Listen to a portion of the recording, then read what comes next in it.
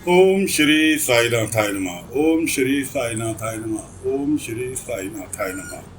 सभी साईं भक्तों को नमस्कार। कथा प्रारंभ करते हैं। पिछले भाग में आपको सुनाया था कि दासगणों का बाबा ने एक तारा छीन लिया, अपने पास रख लिया और कहा जब तक मैं ना कहूँ इसको हाथ नहीं लगाओगे। दासगणु हाथ लगाने चले, बाबा ने कैड़ा करके उन्हें डपट दिया। दासगणु वह बेचारे उधर कुलकर्णी दासगणों को रोक लिया शिरडी के गांव में ही। दासगणों से कहने लगे कि तू हमारे साथ हाथ मिला ले, कुछ नहीं रखा फकीर में। खैर दासगणों ने डटकर मुकाबला किया और कुलकर्णी को यहाँ तक बोल दिया कि मैंने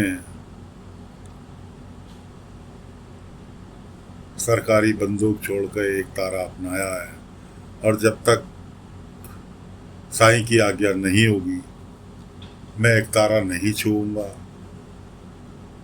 और मैंने वर्दी उतारी है सरकारी, अपनी ताकत नहीं उतारी। तेरे जैसे आदमियों के दो चार हाथ में ही ठंडे हो जाएंगे, इसलिए मेरे से पंगा ना ले। जुबान भले ही कुछ और रही हो, लेकिन कहा दासगणों ने ऐसा ही था कुछ। खैर अब कुलकर्णी सरकार को अपनी बेइज्जती महसूस हुई कि एक जरा से हवलदार ने उनकी उतारी कर दी।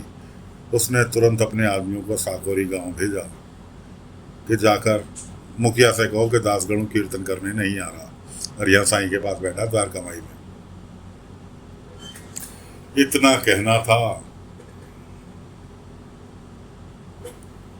कि साकोरी गांव से मुखिया आ गए दासगणों को ढूंढते हुए द्वारकामाई। बाबा ध्यान में थे। दासगणों को बाहर बुलाया। दासगणु कहने लगे साईं ध्यान में है, थोड़ा हटकर बात कर लेंगे। हाँ। मुखिया कहने लगे दासगणु महाराज कल आप कीर्तन में आ रहे हो या नहीं आ रहे हो।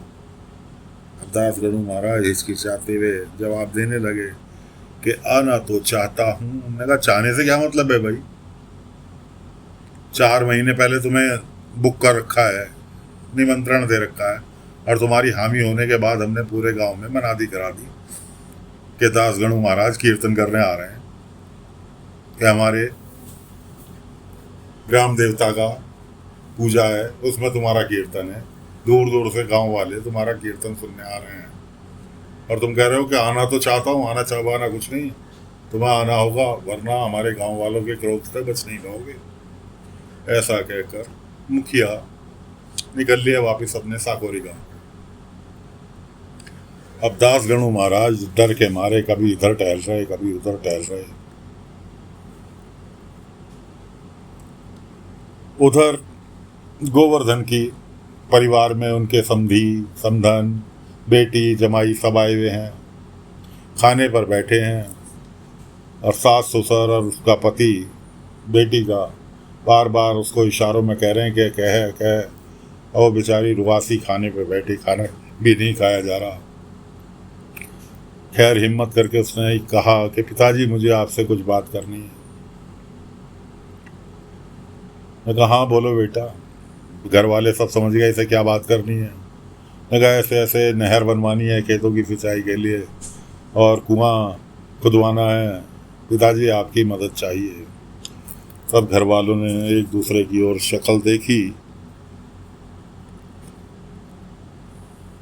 अब गोवर्धन बेचारे चुप, सोचने लगे कैसे मदद करूं कैसे करूं। मैं कहा अच्छा कुलकर्णी सरकार से कर्जा लेकर कर देता हूं। बाबा को तुरंत हस्तक्षेप करना पड़ा। बाबा ध्यान में बैठे थे।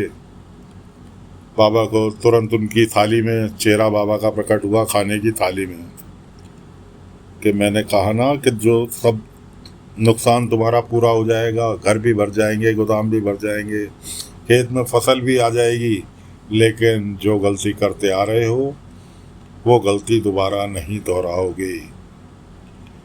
थाली में बाबा का चेहरा दिखाई दिया, कानों में उसकी आवाज़ पड़ी। उसने कहा ठीक है साईं, जैसी आपकी आज्ञा। मैं भूल गया था कुछ देर के लिए उसने तुरंत अपनी बेटी से कहा, बेटी इस बार मैं तुम्हारी कोई मदद नहीं कर पाऊंगा, जो मेरे पास था वो मैं तुम्हें दे चुका, अब मेरे पास इस वक्त कुछ नहीं है जो कि मैं तुम्हारी मदद कर पाऊँ।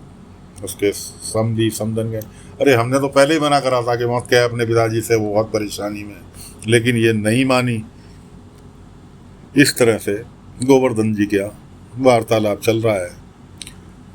क्या आगे निपटा, आगे अगले अंक में बताएंगे, फिलहाल तो मेन मुद्दे पर आते हैं। इतने में दोपहर का वक्त, कीर्तन के लिए जाना है। दासगणु जी को, और दासगणु जी बेचैन कि बिना एक तारे के कैसे जाएंगे, और अगर नहीं गए तो साकोरी गांव वाले दासगणु जी की क्या गति बनाएंगे। दंड के रूप में उसे सोच सोच के सिहर रहे थे। बाईजमा खाना लेकर आई, बाबा को खाना परोसा, दासगणु को भी परोसा, लेकिन बाबा की निगाह द्वारका माई के द्वार की तरफ बार बार उठ जाती। बाईजमा ने आखिरकार टोकी दिया, साईं कुछ परेशान हो, किसी की राह देख रहे हो, कोई आने वाला है लगता है। बाबा फिर भी कुछ नहीं बोले, खाना खाते रहे चुपचाप। दासगणु भी खाना खाते रहे। इतने में एक सूटेड बोटेड लड़का टाई वाई लगाए बाबा के पास पहुंचा। साईं प्रणाम। द्वारका माई के द्वार से ही साईं प्रणाम। बाबा ने उसकी ओर देखते के साथ ही बाबा के चेहरे पर मुस्कुराहट आ गई। ने कहा, आओ आओ यतीन्द्र आओ, बहुत दिनों बाद आना। वो अभी अपनी खाली प्रणाम ही किया था, आशीर्वाद ही लिया था कि बाबा ने दासगणु को आवाज लगाई, दासगणु तुम्हें कीर्तन में नहीं जाना? ये लो। बाबा ने एक तारा उनके हाथ में दिया कि ये लो अपना एक तारा, और जाओ कीर्तन करके आओ, बढ़िया से करके, भक्ति के साथ। दासगणु के चेहरे पे तो मुस्कुराहट आ गई कि साईं ने एकदम एंड टाइम पे एक तारा वापस कर दिया। लेकिन तुम्हारे साथ यतीन्द्र भी जाएगा, जो लड़का आया था सूटेड बूटेड, ये भी साकोरी गांव तुम्हारे साथ कीर्तन में जाएगा। दासगणु महाराज कहने लगे, साईं मैं तो इन्हें जानता भी नहीं, ये मेरे साथ कीर्तन में कैसे जा पाएंगे? बाबा ने कहा, अगर यतीन्द्र को साथ ले जाना है तो कीर्तन में जाओ, वरना एक तारा मुझे वापस कर दो। शर्त यही है कि यतीन्द्र तुम्हारे साथ जाएगा तुम्हारे कीर्तन में। मरता क्या नहीं करता, दासगणु जी को मजबूरी में यतीन्द्र को अपने साथ ले जाना पड़ा। पहुंच गए जी, यतीन्द्र को लेकर साकोरी गांव स्वागत हुआ, आसन दिया गया दासगणु जी को कीर्तन करने के लिए। कीर्तन की तैयारी हुई। वहाँ कुलकर्णी सरकार भी पहुंच गए, क्योंकि गांव के मुखिया थे कुलकर्णी सरकार, इसलिए साकोरी गांव में उनसे निमंत्रण था। कुलकर्णी सरकार भी पहुंच गए। अब कुलकर्णी सरकार को देख के दासगणु जी टेंशन में आए, लेकिन फिर बाबा को याद करके वो टेंशन दूर हो गई। कीर्तन शुरू हुआ, प्रवचन भी शुरू हुआ। प्रवचन करके निपटे ही थे कि कुछ डाकू एक बोरी के ऊपर, चारों बोरी के कोने पकड़े हुए किसी व्यक्ति को लेकर वहां पर आए और उसको बीच मैदान में जहां कीर्तन हो रहा था वहां लिटा दिया। और सभी जितने भी माननीय लोग वहां कीर्तन में बैठे थे, सभी के किसी के गले पर कटार और किसी के सिर पर बंदूक आकर डाकुओं ने तान ली। दासगणु से कहने लगे, अभी थोड़ी देर पहले तुम प्रवचन में कह रहे थे तुम्हारा साईं सर्वव्यापी है, मुर्दे में भी जान फूंक देता है, दूर बैठ के भी बातें सुन लेता है, सबके दुख दर्द में काम आता है। अपने साईं से कहो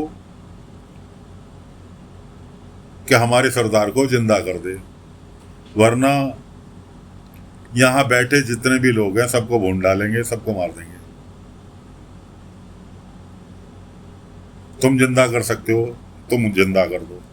क्योंकि अभी तुम प्रवचन दे रहे थे ना कि तुम्हारा साईं यूं, तुम्हारा साईं यूं, तुम्हारा साईं सर्वव्यापी, तुम्हारा साईं मन की बात पढ़ लेता है। तो तुम्हारे साईं को तो पता है कि यहाँ क्या हो रहा है, इसलिए अपने साईं से कहो इसको जिंदा कर दे, वरना यहाँ बैठे हुए जितने भी लोग हैं सबको गोली मार देंगे, कोई जिंदा बच के नहीं जाएगा। कि 10 तक गिनती गिनूंगा, 10 तक गिनती के दौरान अगर ये जिंदा नहीं हुआ तो सबको गोली मारनी चालू कर देंगे एक दौरे से, बच के कोई नहीं जाएगा।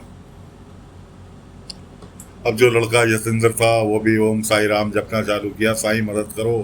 इधर दास गणु जी ने याद करना चालू किया, साईं मदद करो, ओम साई राम, ओम साई राम, ओम साई राम। इस तरह से दोनों ने जप करना चालू कर दिया, उस लड़के ने भी। बाकी लोग तमाशा, कुलकर्णी कहने लगा चिंता अपने आदमियों से। आज कुलकर्णी के आदमी कहने लगे सरकार आपने तो फंसा दिया है तो डाकू मार देंगे। कुलकर्णी कहने लगा चिंता ना करो, खेल सारा मेरा भी बिछाया हुआ है, इन्हें अभी लालच दूंगा डाकुओं को कि पुलिस से तुम्हें बचाने में मदद करूंगा, पैसे लो और निकल जाओ। चुपचाप निकल जाएंगे, तमाशा देखो कि आज साईं की यहाँ पर किरकिरी करा के ही चलेंगे। उधर बाबा ने दासगणों को भेजा कीर्तन में, बैठ गए धूनी के पास ध्यान लगा के, वहां का पूरा कीर्तन का हाल देखने के लिए। कीर्तन का हाल देख रहे थे बाबा। बाबा ने देखा कि अब उनके भक्त के सिर के ऊपर आ गई, अब तो बचाना मजबूरी है। बाबा पहुंच गए ध्यान में और ध्यान से उठ के पहुंच गए उसकी डाकू की आत्मा के पास, जो कि मृत अवस्था में वहां कीर्तन में पड़ा था। उसका हाथ पकड़ा कि आप कौन, कि मैं तुम्हें तुम्हारी दुनिया तक ले जाने के लिए आया। इस तरह से बाबा ने उसको, डाकू को मोक्ष प्रदान किया और वापस उसके शरीर में उसकी आत्मा को भेज दिया। इधर डाकू गिनती गिन रहे थे 1 2 3 4 5। जैसे उसने 10 की गिनती गिनी, सबके रोंगटे खड़े हो गए कि अब गोली लगी। इधर उनने कहा बस तुम्हारा टाइम खत्म हो गया, अब मरने के लिए सब तैयार हो जाओ। इतने में जो मरा हुआ डाकू पड़ा था उसने आंखें खोल दी। सबके चेहरों पर हर्षोल्लास की लहर दौड़ गई और सबके मुंह से सिवाय एक ही शब्द के अलावा दूसरा कोई शब्द नहीं था, ओम साई राम, ओम साई राम, ओम साई राम। साथियों, फिलहाल कथा को यहीं पर विराम देते हैं। अगले अंक में आगे की कथा लेकर हाजिर होंगे। तब तक के लिए ओम साई राम, ओम साई राम, ओम।